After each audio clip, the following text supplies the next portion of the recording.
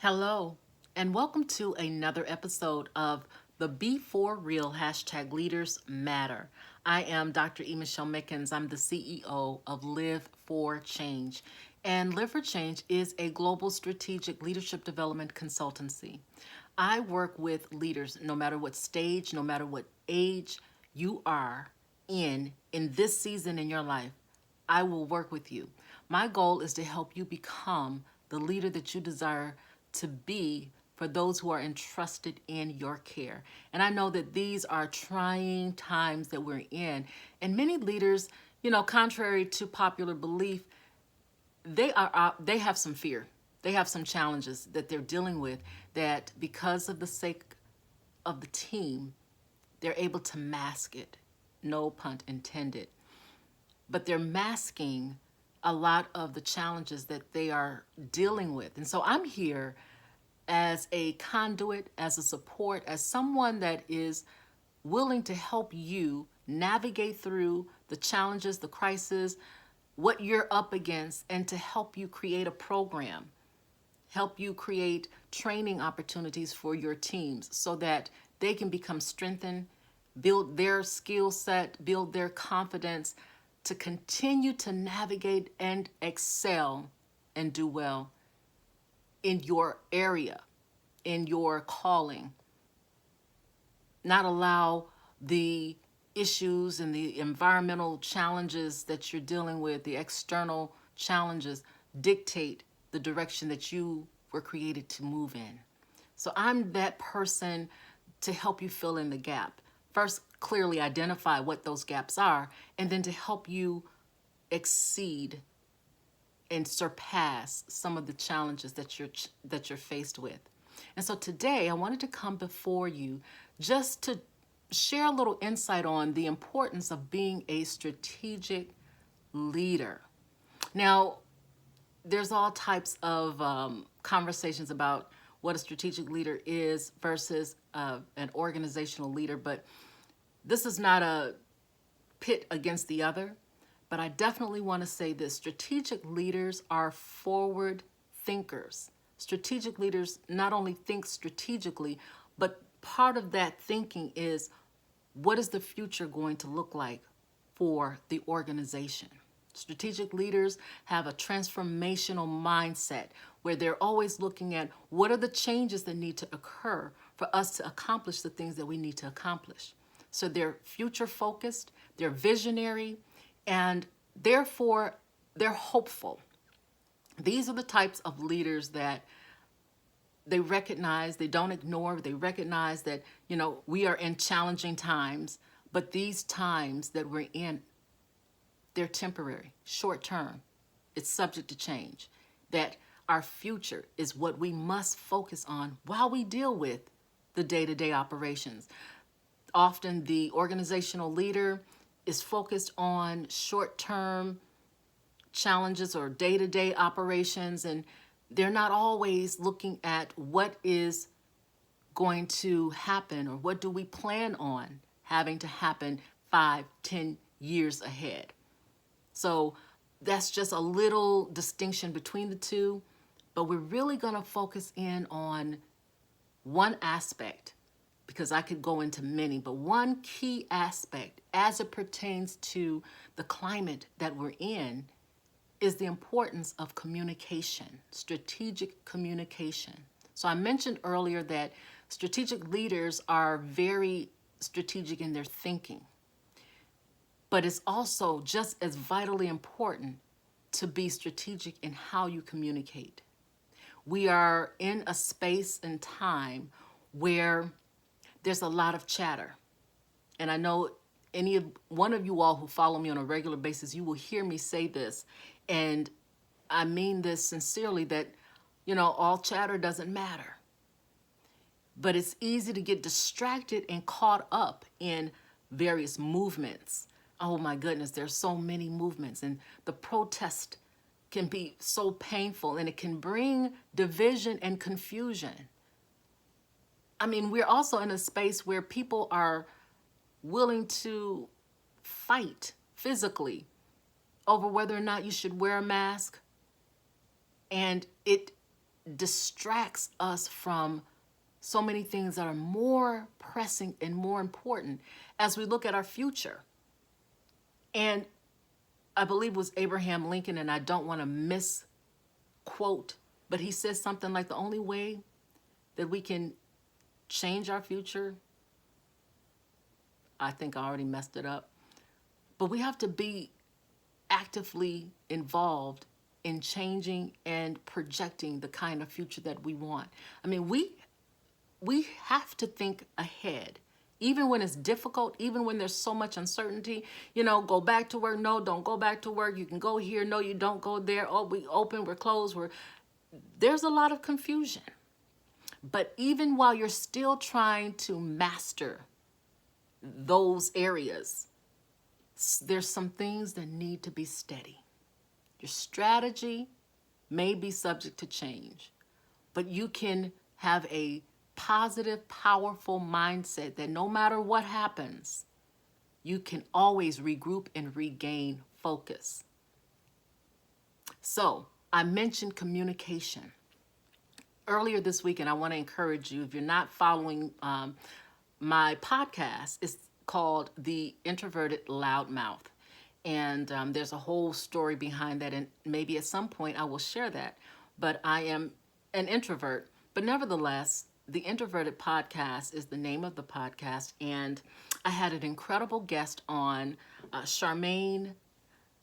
I'm always moving the tripod. Charmaine Singleton, CBS. Charmaine Betty Singleton. She also goes by CBS. She is an employment attorney, an employment labor law attorney, to be more specific. And we had this incredible dialogue about discrimination specifically, but not exclusively, meaning we really focused on that. But there were some things that she said that prompted today's conversation about the importance of being a strategic communicator. Because if nothing else, it's up to the leader to determine the direction the organization is going in. And right now, people need to know, if they don't know already, what is your position as it pertains to racism? The name of the episode that I'm referencing is The Elephant in the Room Just Got Bigger. The Elephant in the Room Just Got Bigger. It's episode 26, and you can find this particular episode, you can find this podcast on just about any podcasting platform. I'm hosted on anchor.fm, but it's also on my my website that's hashtag podcast.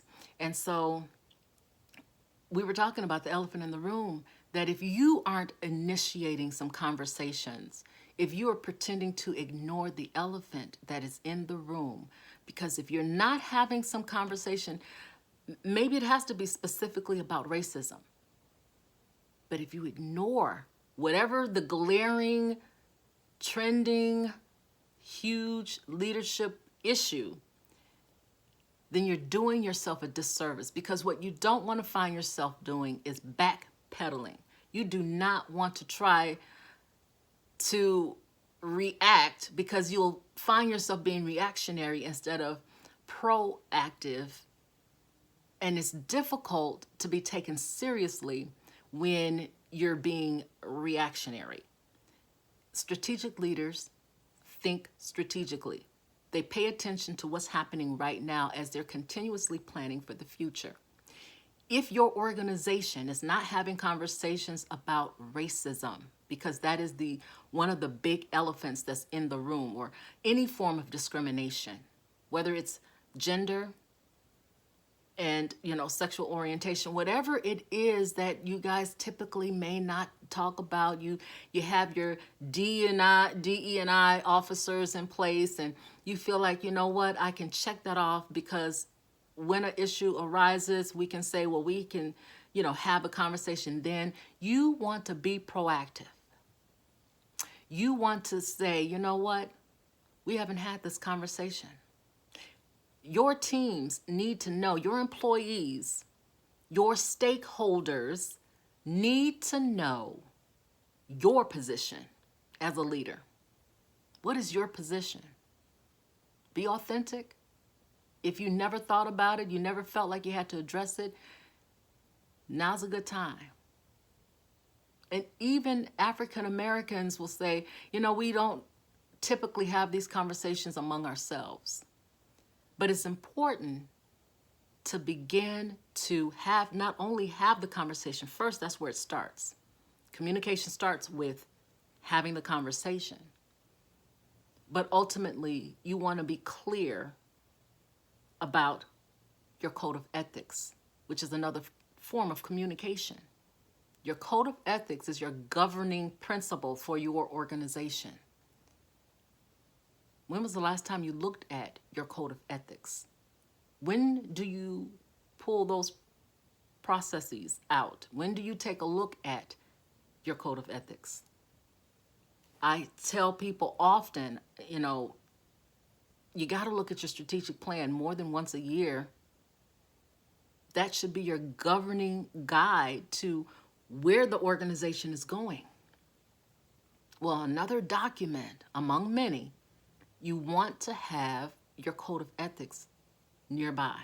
You want to be familiar with them, and you want to communicate, not just onboarding when you're hiring new talent, which is critical to have key things in your code of ethics that explains how the organization behaves and what the organization will tolerate and not tolerate. But you definitely want to make sure that the conversation is continuous. People need to hear that message, and they need to know for sure that there's acceptable and unacceptable behavior in the workplace. Spell the things out, because we can be very general and we can be very generic. But now, gone are the days where we have so much ambiguity.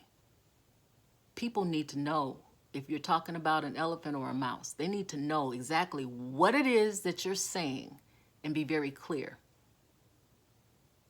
What is acceptable behavior? What is inappropriate behavior? And then you, as the leader, you definitely want to exude that. You want to lead by example. But when you're initiating these conversations, pay attention to who's seated at the table. Do you have your HR personnel there, your HR director? You want to make sure your HR director is at the table, along with your diversity and inclusion and equity, if you have one, officers are at the table, or officer at the table.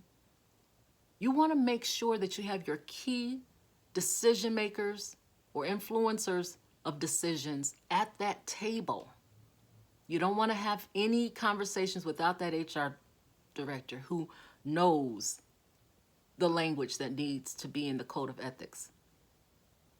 And so you may be thinking one way, and that HR director will say, you didn't consider this, and if you only do that, then it's possible that we'll be liable for this. So you want to have those conversations perhaps with them first. You want to pay attention to your patterns. Has there been a pattern of discrimination?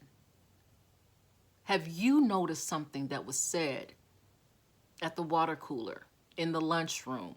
Was there something that you picked up on and it was a red flag to you, but you didn't really address it because, well, it's not really an issue. But wow, I can't believe that they feel like that or they said that. I promise you, it would be good if you initiate some of these conversations.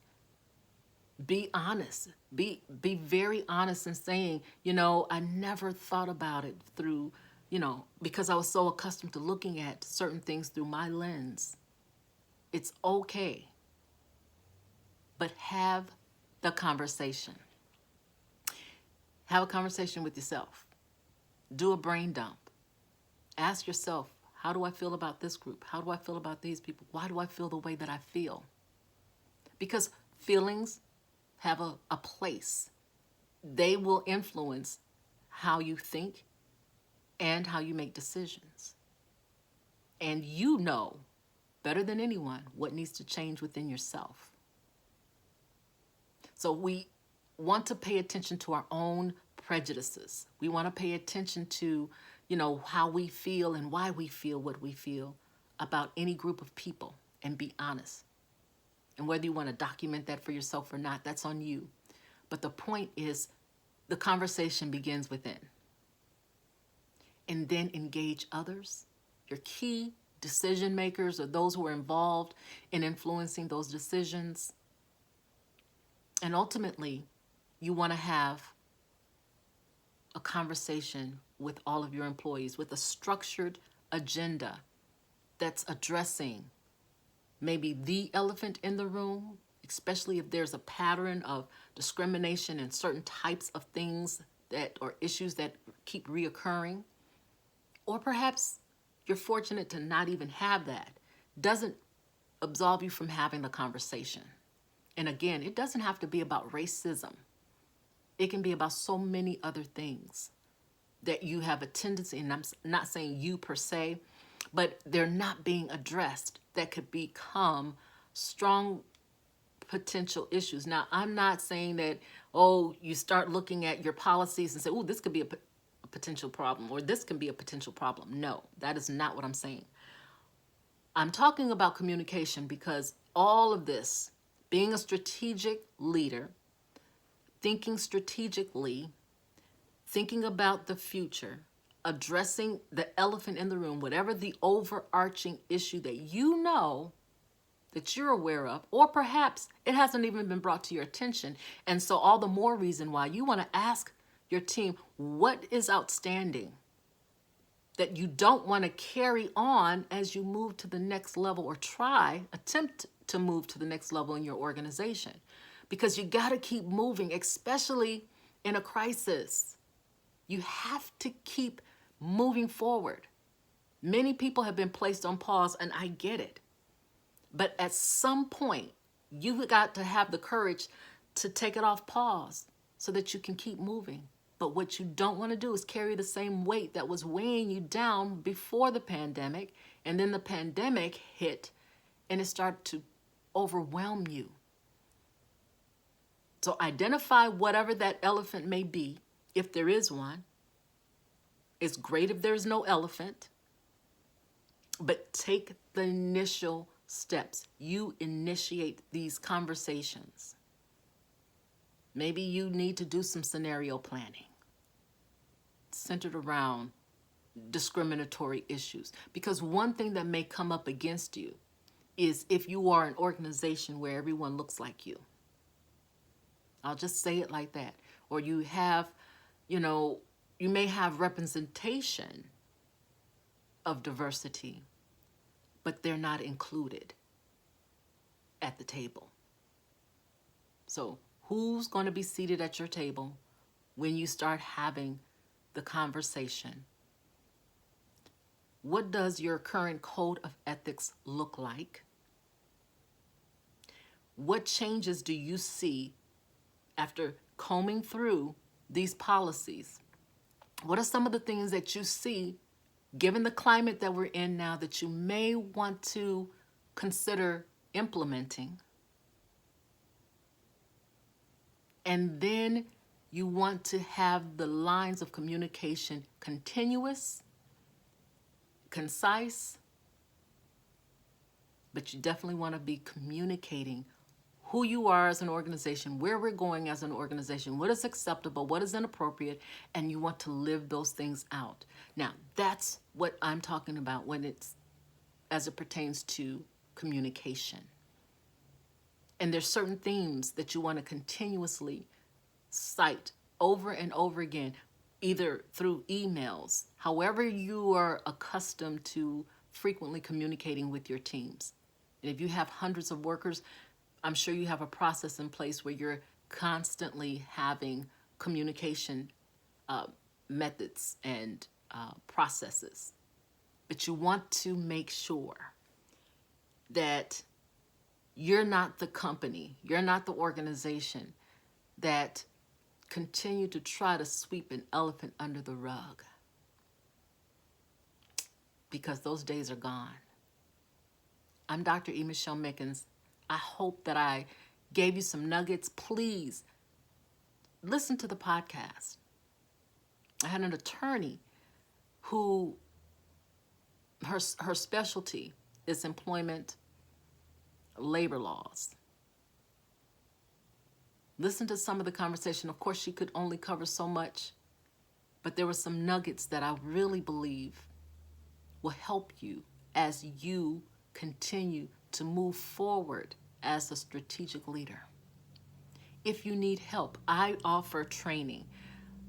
I do a lot of training in inclusion. I offer inclusion training, implicit bias. I have training in corporate social responsibility, ethical leadership, authentic leadership. That's part of my leadership training 101. There's a variety, and I also try to customize my training programs to meet your specific needs. But the goal is, as I said before, is to move you from where you are to where you desire to be as a leader, so that you can show up fully, show up whole before your teams. I also have a program. It's called Bust the FUDs. FUDs stands for fear, uncertainty, and doubt. And it's designed for leaders. It's a leader-to-leader type of process. Digital download. You listen to each individual audio piece. It's about 10 sessions. You listen to them in order, because you will have a book, a workbook that goes along. It's integrated with the audio series. But it helps you to get out of your head as it pertains to fear, uncertainty, and doubt, and how to begin to plan and think forward, think ahead, and positions you in a place of strength, so that when you show up for your people, you're showing up bold and confident. So, again, this was another episode of the Be For Real hashtag Leaders Matter. I hope you enjoyed it. Please send me some love, like it, share it, and make sure you subscribe. Okay? Until next time, take care.